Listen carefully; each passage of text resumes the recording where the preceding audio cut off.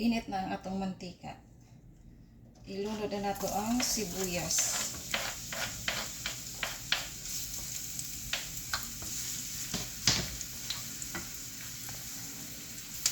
Next nato ibutang ang kamatis. Humot na kayo ang atong ginisa nga sibuyas o kamatis.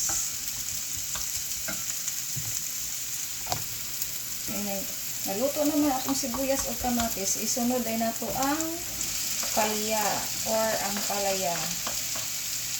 Ayun. Ukay-ukayon lang din na siya sige para di masunog. Luto na ang ato ang utang nga ang palaya or palya. Butangan ay nato ang ato ang egg. Sa pagbutang tuyok para mag-angay ang itlog.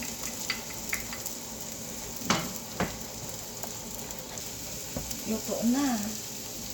Pwede nang kaon. Mao na ni ato ang giluto nga gisadong ampalaya.